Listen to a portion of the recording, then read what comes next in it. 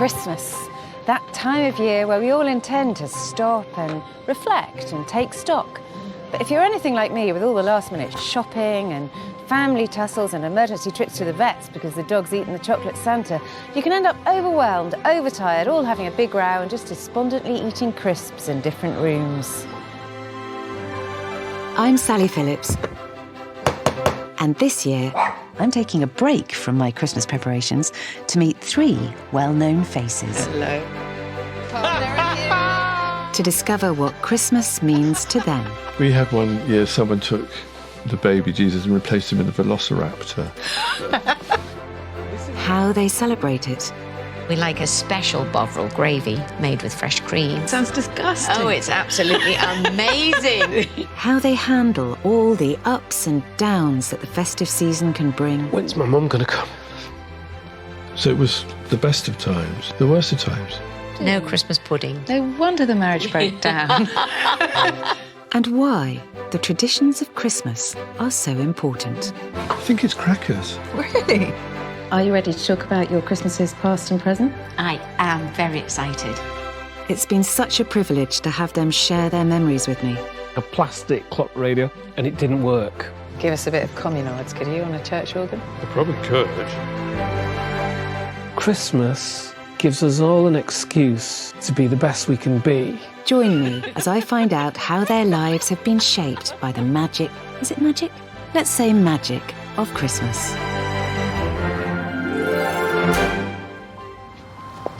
Today's guest is the poet Lemn Sissay. Fostered as a baby, he was abandoned by his foster family aged 12 and was put into a brutalising care system. When he left the care system 5 years later, he made his way to Manchester, and to say that he triumphed over adversity is a bit of an understatement. He's become an internationally renowned poet. He was the official poet for the 2012 Olympic Games. He's also the first black chancellor of Manchester University. His whole life, indeed, reads like a Dickens novel, and I can't wait for him to share it with me. Hey there. Hey. Hello, how are you? I haven't seen you for years and years and years. Yes. Thank you so much for coming down. Oh, thank you for inviting me. It's so exciting. I cannot wait to have this conversation with you. It's a really nice church. It's a beautiful church and it's a beautiful community centre. Yeah. It's very close to my heart. This is Frampton Park Baptist Church in Lem's local neighbourhood of Hackney, one of the many venues all over the UK where his care leavers' Christmas dinners are often held. It's all of this space. These doors will all open and the full length of this building is the Christmas dinner.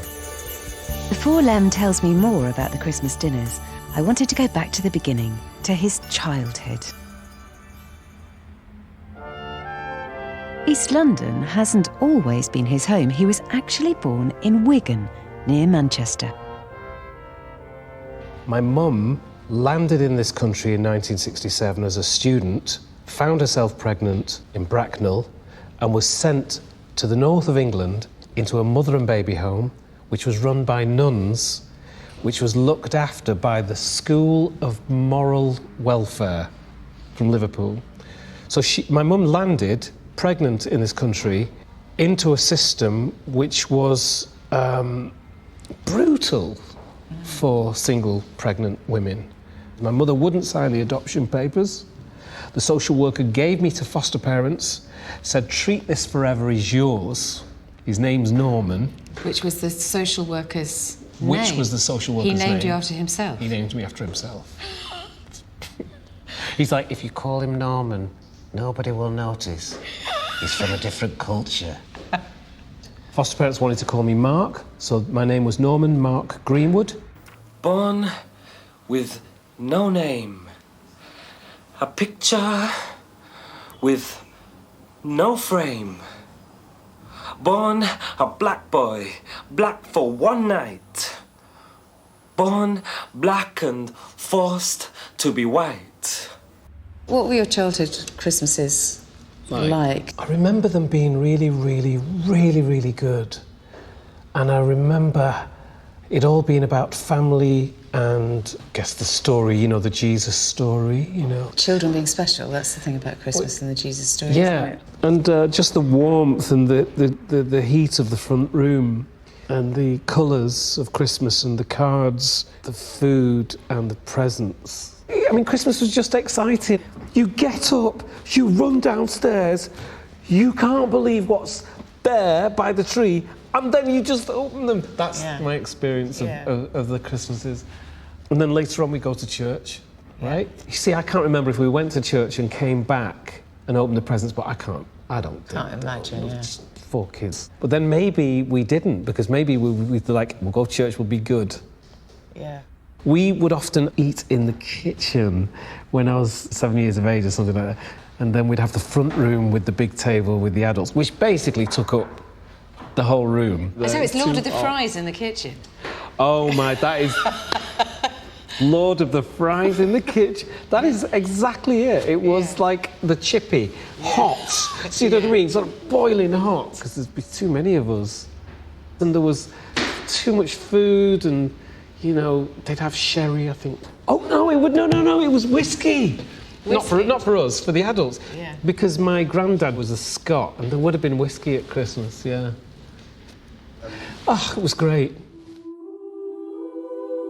But in the Christmas of 1979, when Lemn was just 12 years old, everything changed. His foster parents phoned the social worker and asked him to take Lemn away. I was with them months after birth. They were everything I'd ever known, but they said they were everything that I'd ever known and all that I ever needed to know. They put me into care. When I was 12 years of age. All relativity was taken away from me. Since I was 12, I've not had a Christmas with a family, with my, family. If I don't have that. Your foster parents had very strong faith, Yes, and there was a is. point where you should tell the story of being in the bath. Oh, the bathroom. Yeah. So I was in the bath, and I was getting an electric shock from the bath taps, and I screamed, and my foster mum kept asking me to hold the tap, and I was getting electrocuted, and I took my hand off the tap. She put her hand on the tap, nothing happened. I put my hand on the tap, was electrocuted, and she looked at me as if there was something very deeply wrong with me, that I As if would you be were possessed. that I would be, yeah. Yeah, but of course you were in the water and she wasn't. And she wasn't. And so she believed so deeply that you could have become possessed by dark forces and were then frightening to her. That's how I interpreted that situation. Yes. You must have some pretty complicated feelings towards religion. Well, Is Christmas like more tinsel and tree or more Trinity? I don't have a religion, but I do believe in people who believe. And I believe that religion is there to hold families together. That's what it's all about. I've got to say this for my foster parents, okay, that they were doing the best that they could do with what they believed. They believed in a God, they believed in the devil, and they would share with me what they thought was the God's work and what they thought was the devil's work. The thing is that they, at 12 years of age, they cut me off and they just said, you're not part of who we are. Whatever is in you is not part of what we are. And that's the cruelest thing. They didn't visit me, and I lost everybody, my brothers and sisters and aunts and uncles and cousins and grandparents and granddads and grandmas. And nobody said they'd done anything wrong. It was my fault. It had to be my fault. So, primary lesson of my childhood is that I am not worth holding on to. So the action that happens because of that is that in your adult life, you repel the idea of being loved. I'm going to spend the whole day in tears. This is awful. Yeah. Frampton Park Baptist Church also hosts regular community lunches, and hordes of hungry pensioners were about to arrive, so we had to leave sharpish. Round the corner, Lemn told me more about that difficult Christmas holiday of 1979. So you were put into care on the 2nd of January 1980. I mean, happy Christmas. What was your first Christmas in care like? I think I thought that my foster parents would be coming for me, or that I would be going to them, because I'd never had a Christmas without them. You know, they were my family. They were all the Christmases that I'd ever known. I'm just projecting that I would have been asking myself if they're coming or not. And if I didn't say that to the people around me, I was saying it at the back of my mind. From the age of 12 onwards, Christmas was a confusion. I'm sorry to say this, but imagine your child is in a house full of strangers and the first Christmas is coming. What will they be feeling? And they will be thinking,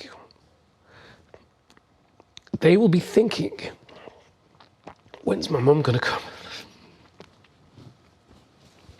Now, if you can imagine that, you can start to feel what I was feeling. And if I'm emotional now, I'm okay, I'm all right as a person, I'm okay in myself.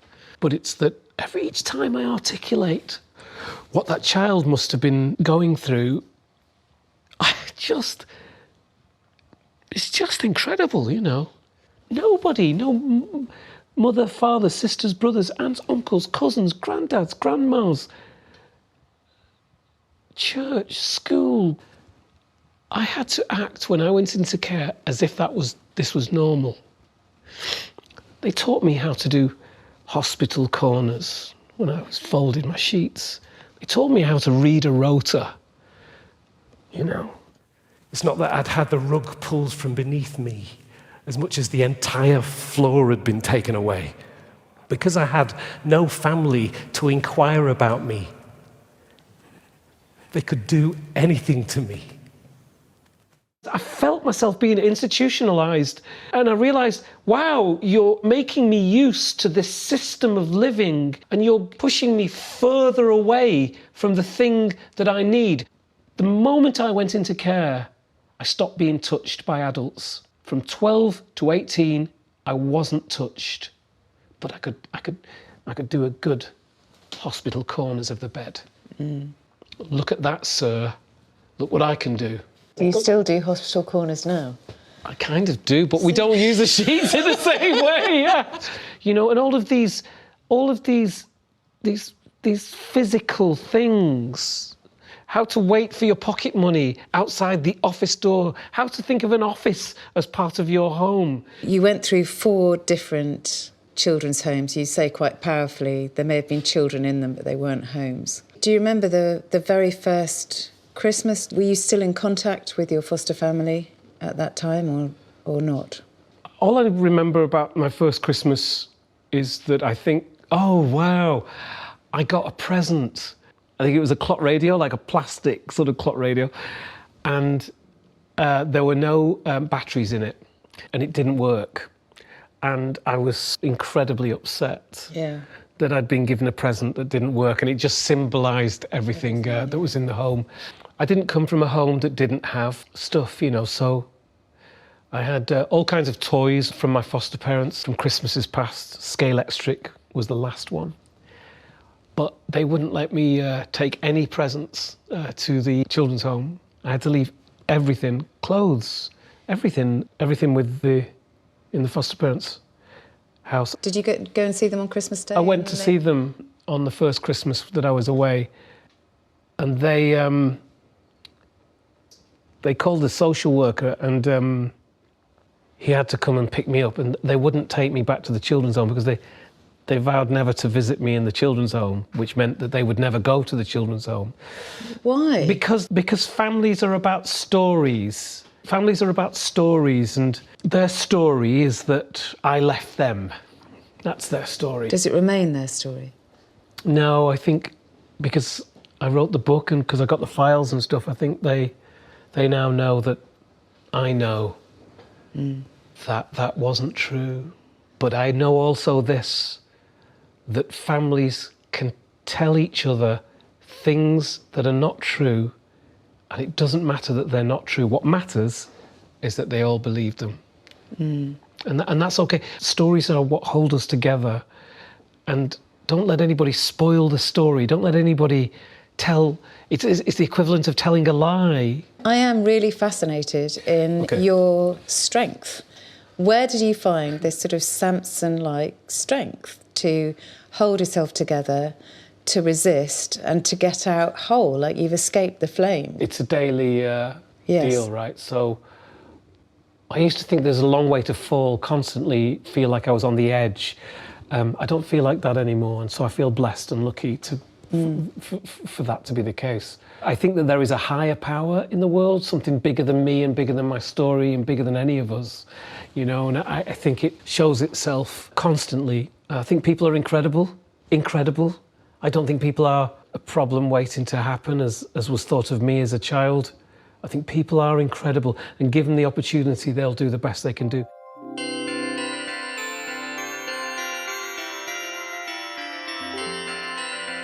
So we have some digital Christmas messages for you. Look.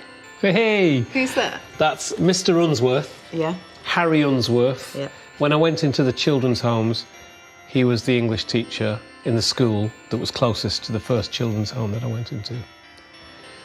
And he encouraged me. Merry Christmas, Lem.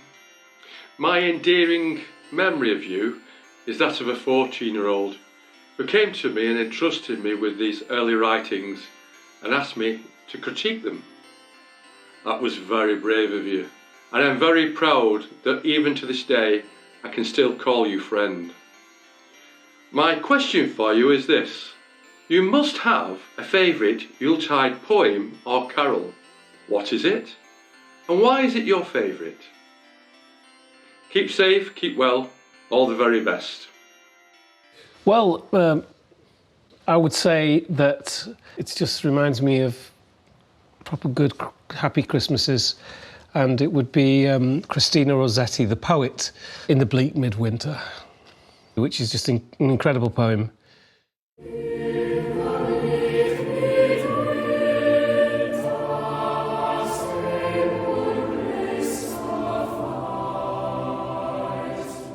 Frosty wind made moan, earth stood hard as iron, water like a stone. Snow had fallen, snow on snow, snow on snow in the bleak midwinter, long ago. Yes, I think what I love about that, particularly, is that the final verse where she says, angels and archangels wanted to see him, but the person who got to hold him was a woman. She got to kiss him. So you got to come and visit, shepherds came to visit, and the wise men came to see, and the angels sang, but the woman got to hold the baby. Great choice. Thank you. Thanks. Thank you.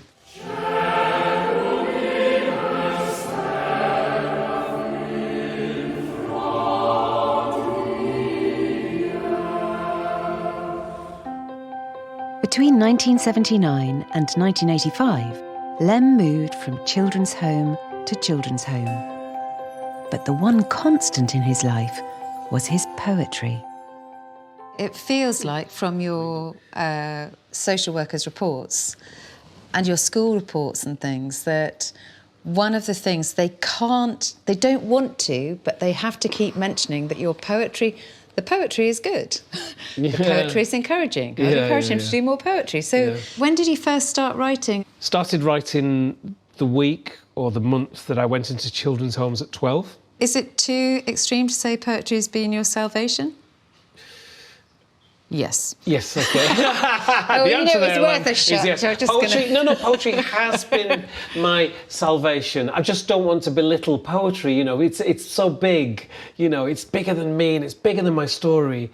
Poetry is at the heart of who we are, not on the periphery. Christmases, birthdays, Valentine's Days, when you need to explain something which is impossible to explain, you turn to poetry. People will turn to poetry at Christmas, they'll be singing it in carols, it's in all of the religions, it's in the Psalms, it's on gravestones, it's on adverts on television trying to get us to buy things. Societies like Ireland are built on poems. Shakespeare's on our currency. It's around us, man, all the time, and yet it's so elemental, it's so powerful, it is such a river that runs through all of us that we're kind of afraid of it as well.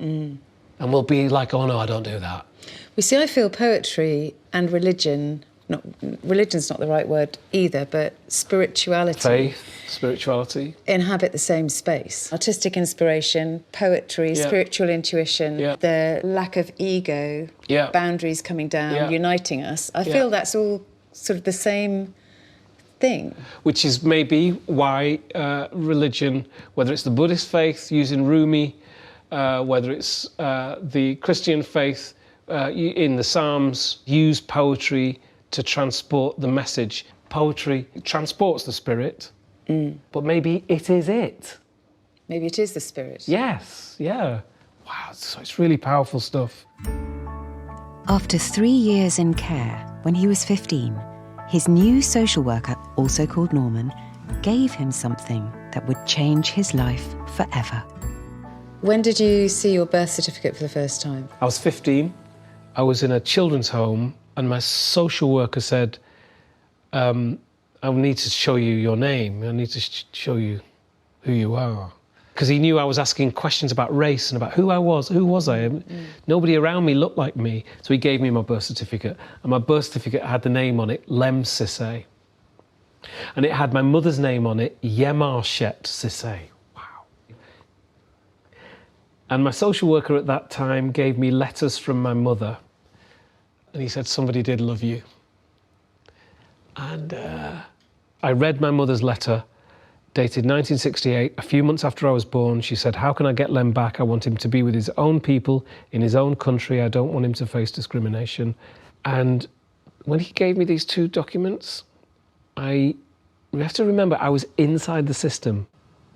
And I don't think he knew how big what he did was, because he basically said, here's proof that you've been ripped off entirely.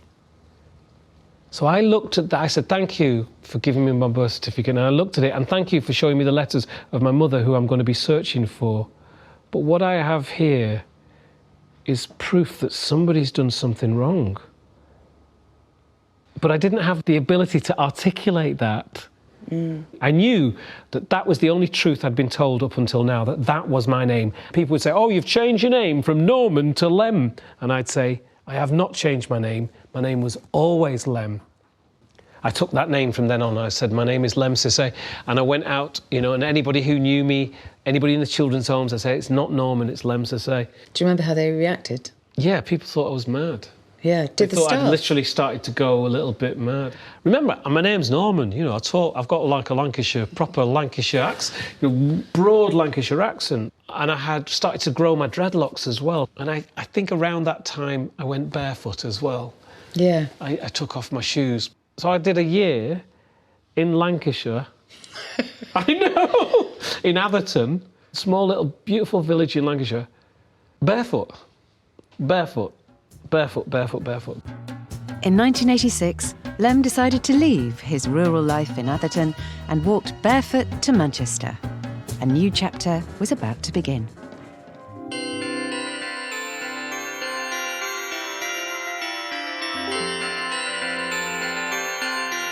Now we have a Christmas message for you. Vote, you just press play. Oh, it's Adele. That's my really good friend Adele, who was in Manchester. Because part of the reason for me running to Manchester was to see people who had the same colour skin as me, you know. I didn't totally understand that. I didn't even know that Ethiopia wasn't part of the Caribbean. You know, I was 17, 18, and I had very limited knowledge. Happy Christmas, Lemn. You were 17 when I met you, just out of care. On that day, you gave me, of all things, a small African drum.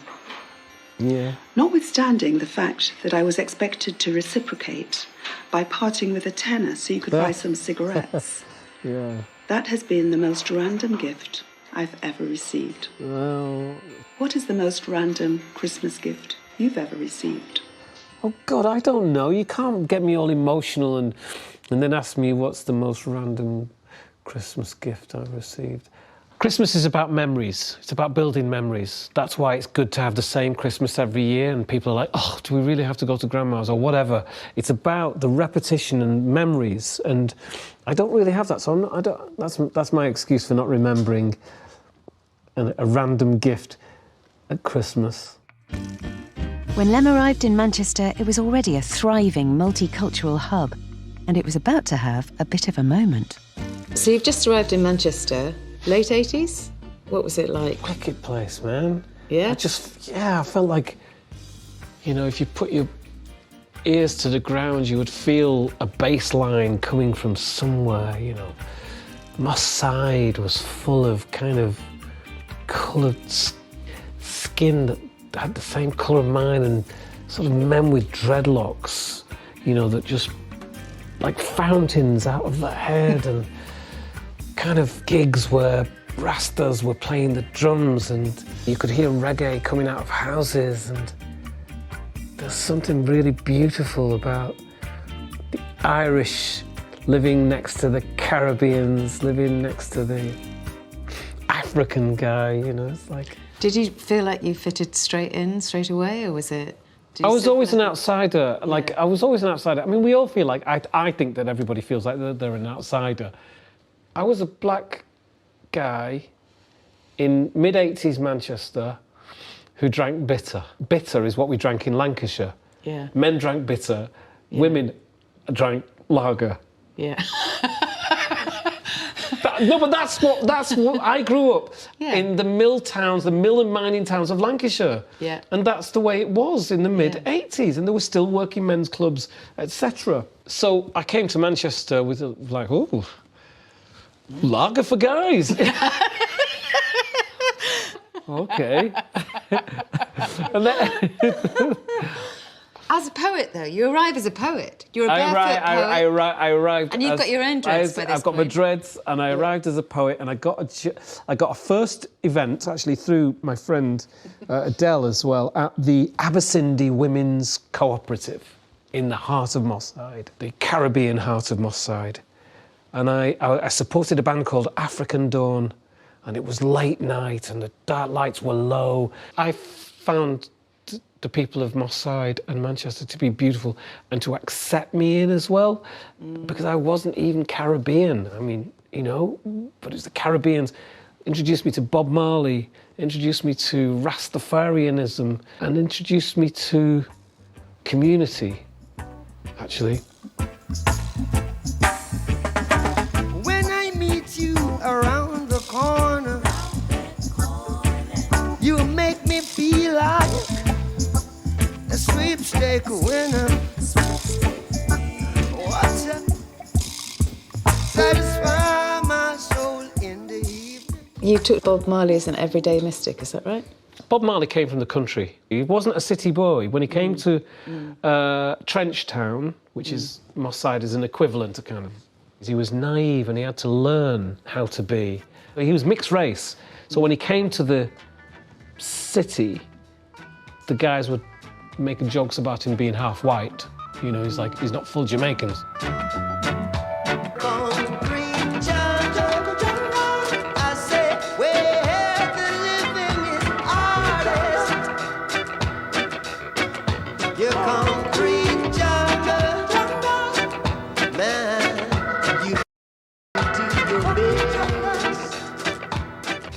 Marley was a fighter. He was my first mentor, my first example of how to be.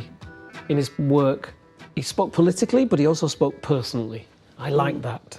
I like that about him. Marley constantly recognised that there was a higher power, and he wanted to be in touch with it. Call it Jah Rastafari, call it God, call it whatever you want to, but he was interested in being accountable to a higher power, yeah. So you've gone to Manchester, suddenly you're with black people and you're a poet. Oh, Tell me about that. Manchester was just a garden of delight and joy, and it just opened and said, yeah, well, bring what you've got and let's see what you can do. And how did you feel? You felt free at last, or...? I just thought, all I want to do is read poetry and meet people and find out about stuff, life, living. Man, I went to the blues dances, and I went to Shabines and a place called the Reno in Moss Side. I went to a few times. People were kind to me.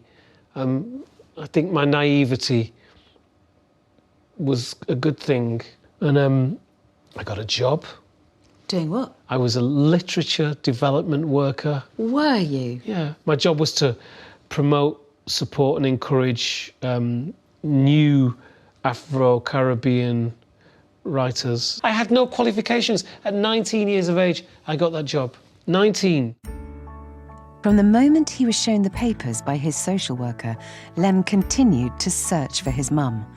But it wasn't until Christmas 1988, when he was 21, that he finally managed to track her down. So you're in Manchester, you're avoiding Christmas, but you have this ticking time bomb. You have your birth certificate. I had the letter, I had the thing on the letter, the place where she was in Ethiopia. She was in the Seventh-day Adventist Church then. They keep very good records. They keep very good records. The place she was in England, in Bracknell, I wrote to them. And then I received a letter from the Seventh-day Adventist Church in Ghana, actually, saying a man called Gebra Michael Fellimer had found my mum. And he said, your mum is working for the United Nations at the UNDP offices in the Gambia. Here's her number. All you have to do is call her. So I called her, and I said, do you remember 1967? Because you don't know what to say.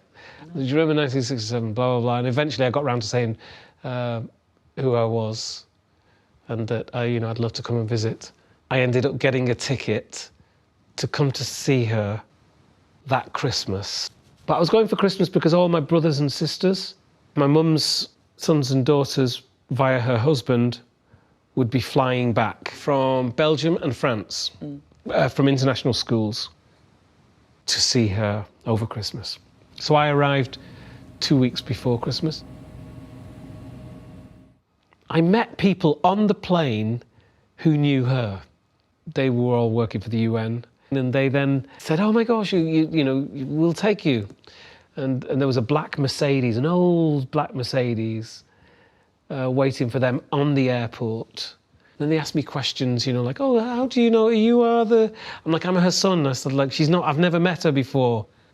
Each one of them was dropped off at their house until there was just me and the driver. And then the driver got out. He went to her, probably to check, I think, through the gate, up the pathway to the house. And my first time in Africa. Yeah. So the air was sweet and thick, and the sound of the cicadas, and the sound of the sea as well, because she was in a place called Fajara. You're never far from the sea in the Gambia. And then she came out, and she hugged me. She gave me a big hug, and I gave her a big hug. And then I hugged her, hugging me, and And I told you we didn't get touched in the children's home. And adults don't, you don't get hugged. And then she walked up the pathway to the house. This is not her fault. This is practically, she had to do this. She said, look, I've got a visitor. Can we not talk about this right now? So then I sat in the front room with the visitor, and I'll never forget her looking at me on the other side, almost like her eyes were like holding my face, like looking at me and holding my head while I was making polite conversation with this visitor. By the time I found my mum, I looked exactly like, do you know what I'm going to say? Your dad. Yeah. And my father would have been 26, 27, 28 maybe. And I was 21 when I found my mother. So when she saw me, she saw him. And I realised it's her story. It's her story more than it's my story. But up until that point, it had only been mine. Woe is me, right? It's all about me. Oh, it's complicated, right? So as if you haven't had enough traumatic Christmases, your brothers and sisters are due to fly in. That's right. What happened next? So my mum asked me to be a cousin to my brother because she would announce that who I was on Christmas Day at the table once everybody was in the same room. So I think my mum was managing the what she saw as the shock that would happen in their lives. Truth is, do you know what? It wouldn't have been a shock. They would have said, "Okay, let's work with this then." But in this case, I travelled too far to call my brother a cousin, and I couldn't emotionally cope with the depth of it. So before Christmas Day, I got another ticket and came back to England without meeting them and without them knowing that I was their brother. That was 3 years after being in the children's homes, and I think they solidified Christmas as a very bad place. It's a very bad place. Yeah. Yeah. It would be another 10 years now before they found out that I was their brother. After running back to Manchester just before Christmas, Lemn threw himself once again into poetry and building his reputation as a poet. Then I got another event at the Moss Side Library, which was in a place called the 8411 Centre, which is the heart of Moss Side. And then it was word of mouth happened. Because you fell in with my lot. The generation above me, like I say my lot. I wish they were your lot. Yes, they were. The grown-ups, the people I was looking up to when I started with Henry Normal. We're talking about Henry Normal, Steve Coogan, Carolina Hearn, John Thompson. Yes. So they were coming out of college and into this Manchester. Well. Yes, just this broiling atmosphere that was happening, particularly in Manchester at the time, man. And they were being part of events that were happening, and I was the poet. I was after the only black guy on the bill. But I should say, we were all the only ones. Yeah. You know what I mean? John Thompson was the only one. I know his story. Steve Coogan was the only one. Henry Normal was the only one, you know. Yeah. We were all the only ones, man. And, God, What kind of comedy?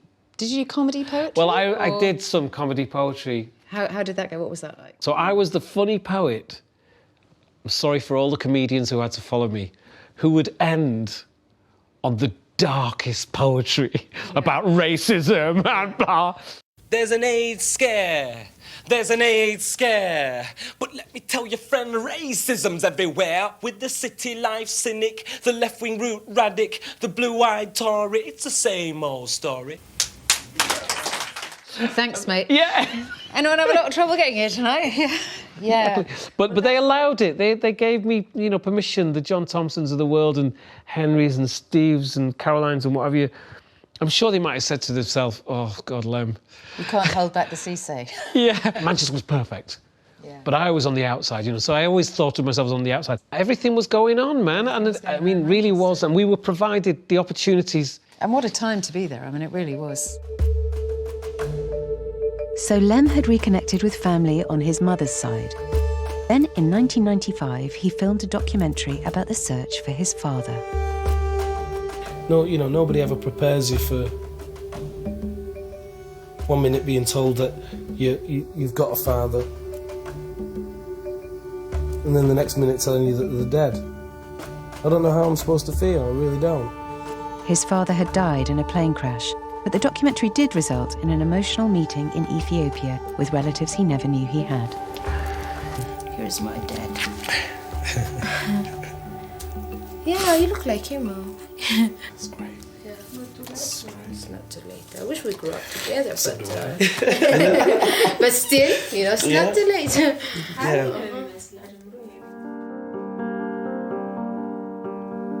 Hold me, while the spirits of the past and rivers of blood run through me.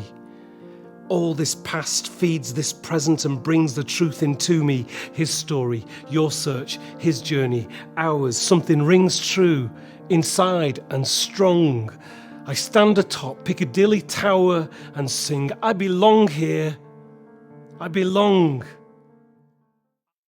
The experience of reconciling his past and ending the search for both of his parents helped to close a very personal circle for Lemn, but it never stopped him writing poetry. In fact, his writing has flourished, and he's published collection after collection of poems and plays from his adopted home of Manchester. I think there's probably a river that runs through the world that's invisible, that touches everybody, everybody that is poetry. And if you're lucky in life, you get a chance to find what it is that you love. You know, we're lucky. We're lucky. And I have luckily found my river, and I see it everywhere. Lemn dreamt and wrote, and the poetry flowed, and we loved it. It found its way onto walls and buildings all over the UK, culminating in an MBE for services to literature. When he became the official poet of the Olympic Games in 2012, it confirmed his place as one of the leading poets of his generation. Tide twists on the Thames and lifts the lee to the brim of Bow, where shoals of sirens work by way of the waves.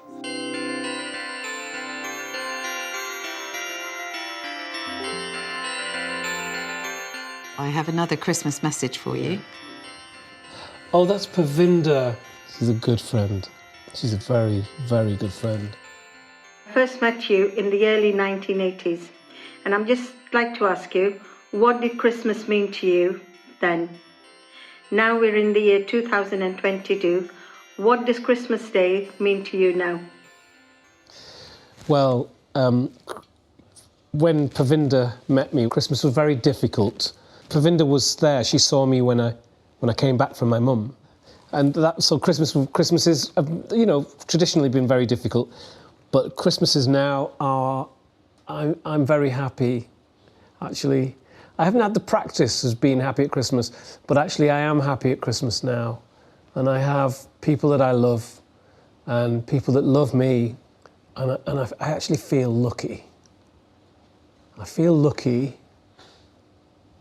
And that's got to be a good thing.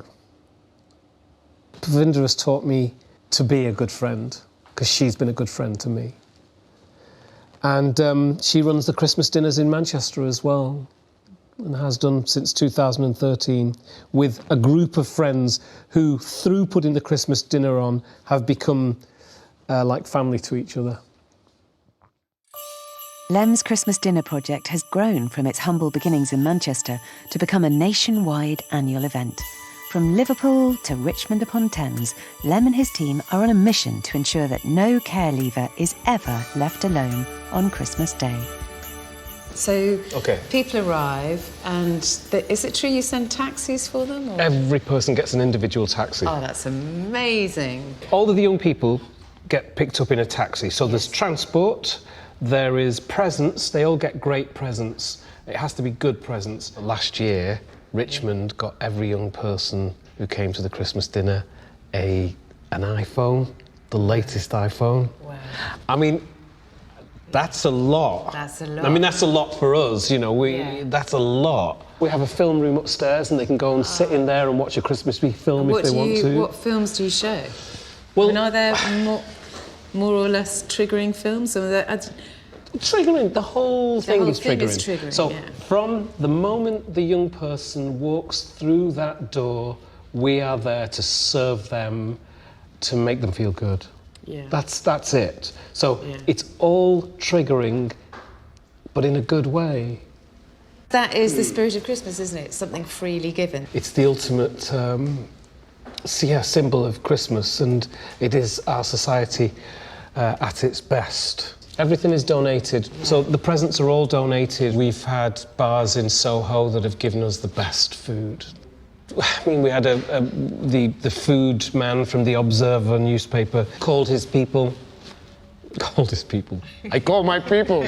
Give food, and food appears. But it does. People want an excuse to do the right thing.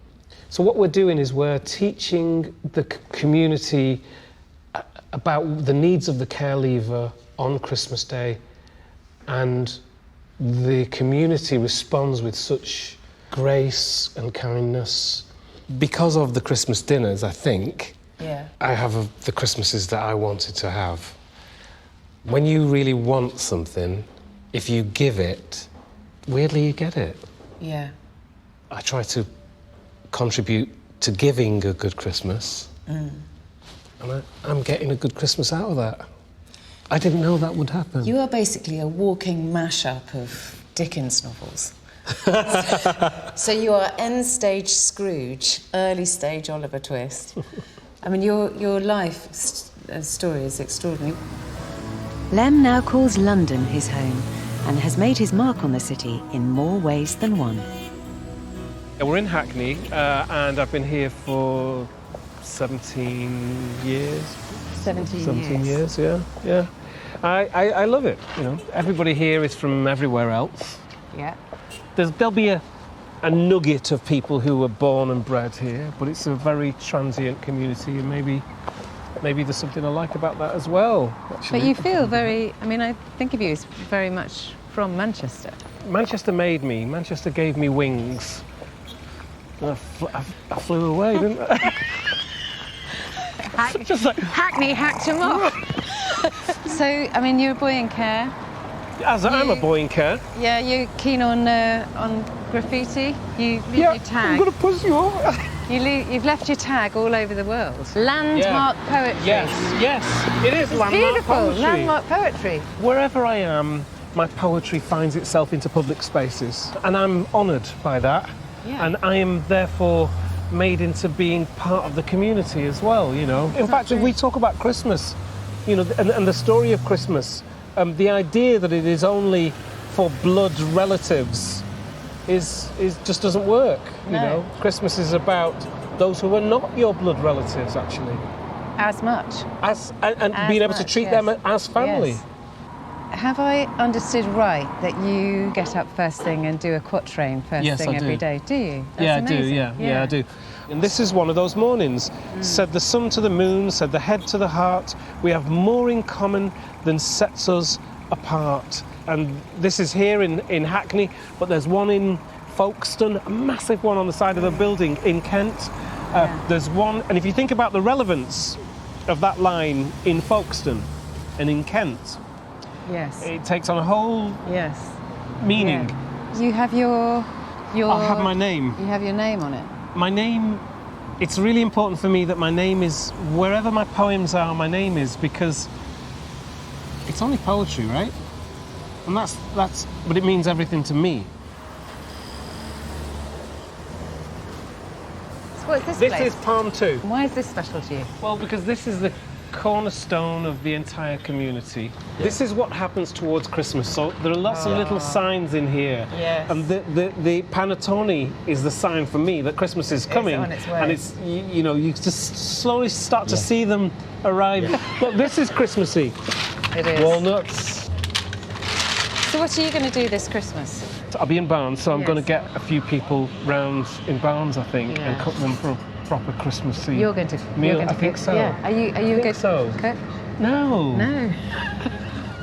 Christmas dinner is an operation. It certainly is. But I don't think it has to be, does it? I think if you do it methodically, then you can do a good job of it. I've never done a Christmas dinner before, actually. No. Now you mention it. Everybody from everywhere comes into this store. And Abdullah, you put up my poetry. Oh, yes. That must have been there for 7 years. 7, 8 years, maybe. 7, 8 years? Yeah.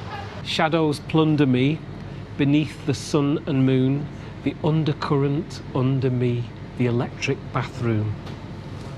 Yeah, that story. That's about the electric bathroom. That's not one that I recall. Not one you recall.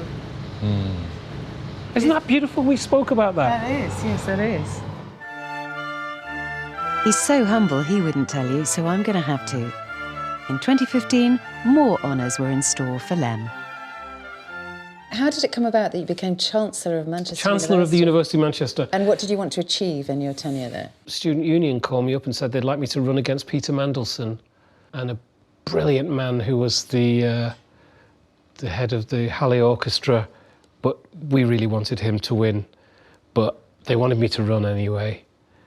And I did. And accidentally won. I mean, but basically, I gave my all to the campaign. Lemn, it is my great honour to install you as Chancellor of the University of Manchester.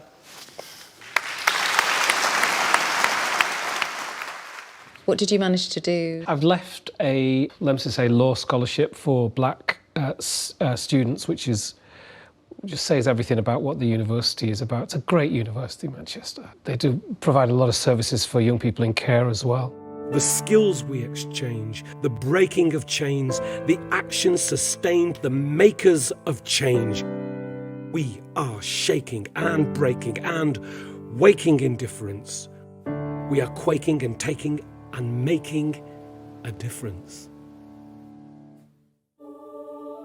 During the pandemic, Lemn continued to publish poetry. He also collaborated on a lockdown project called Hold Still, which had been initiated by the then Duchess of Cambridge. And what does poetry make? That's right, prizes. You did get an OBE. I did, You yeah. have performed for the royal family, and Yes, you were yes. commissioned to write a Christmas poem. Yes, I was. I was commissioned to write a Christmas poem by the Princess of Wales now. The ceremony that she was curating at Westminster, the Christmas Carol concert. Right. So that's like no pressure. It was really difficult to do because I normally have more time to write the poem if I get a commission. But I kind of believe in the Princess of Wales's commitment to the well-being of early years and families. It's not a light thing. She takes it seriously. Takes it seriously, yeah. So you wrote this poem and you performed it. Yeah. But you didn't have enough time really to do it, but you wanted to do a good job. I performed it, yeah, you want to do a good job. Performed it at Westminster Abbey, and I had to read to the whole audience that were there, and I definitely over-emoted. Like, I over-emoted. I was so quite intense, like, this to the day! Hey, no, hey. It was so un-Christmassy. There is nothing greater than to be with the ones we love the most.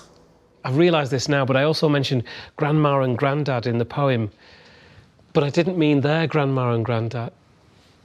Anyway, I just feel like Is it just you that feels like that? Yeah, probably. Yeah. Yeah, see, I know it is because they were complimentary afterwards, but it's painful having to put your stuff out there. Yeah, very quickly. Yes. Yeah. Without having had a test. A test. Being really straight with you, aren't I? Really honest with you. You What I are. should have said is, yes, I was commissioned to write the poem by the Princess of Wales. The royal family. It's called the royal family. It's called To the Day. To the Day.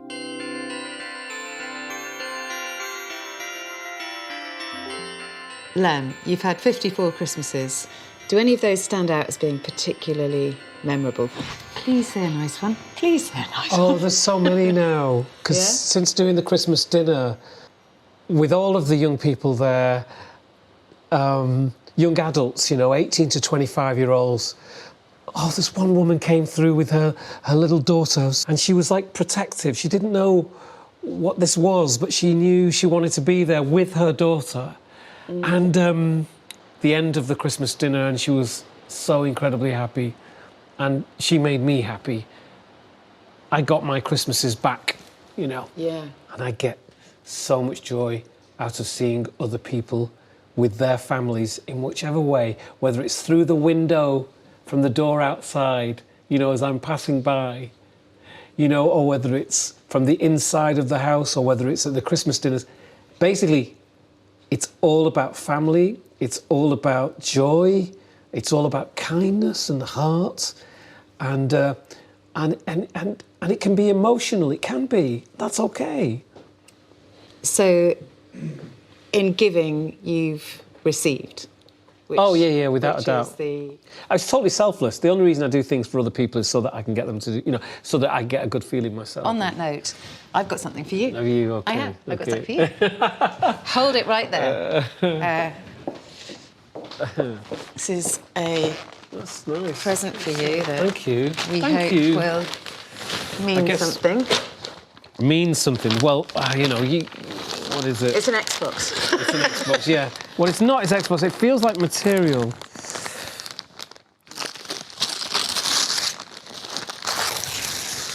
Oh, that's so... That's just the best. So good. So there's a message for you with that present. That's Maggie Lloyd-Jones, who makes quilts for care leavers. Surprise. Merry Christmas, Lem. You know that we normally ask for our young people to choose their own, but this one is a bit special, or a bit more special. 78 people made and put this one together, and it's been on exhibition. There's only one person we could offer it to, and that's you. So we hope it brings you joy. Thank you for your strength. Thank you for your inspiration. Many hugs. Take care. She's good. She's an incredible woman. Well, that's got me. That woman, Maggie Lloyd-Jones, saw a TED talk that I gave. I was explaining going into care and not receiving a hug, and it not being acknowledged that not receiving a hug would have a detrimental effect on my development. And she wanted to know how she could give a hug to young people who've left care who come to the Christmas dinners. So she decided that a quilt was a way of giving a hug to a young person. And she got some women together, the power of women. And she said, let's make these quilts for these young people. And every single year, teams of women up and down the country get together to make a bespoke quilt for a care leaver to whom they write a specific note and message. And this one says, remember you are strong on it. Keep away from children. No, it doesn't say that. It says keep away from fire. But...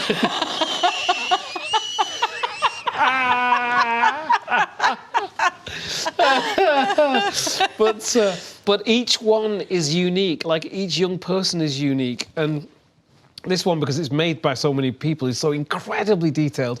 You know, these would cost, like, you know, I don't know how much. Look at those butterflies there. I mean, it's like a little storybook. It is. So, yeah. So, and it should, I think, get quite a lot on Etsy. That's what I'm thinking. Do you know what? All I've ever wanted is to be in a great big comedy bed with a dialogue partner, and here I am. I think we could just settle down. Oh, eBay. Oh, come. I didn't even ask if it's okay. We need some cocoa now, don't we? Bed. We do. We need some cocoa. cocoa. We need cocoa now. And then, what's your preferred? And then outside, right, you can hear... Here's a good King Wenceslas. I don't know what the song is. Carol singers.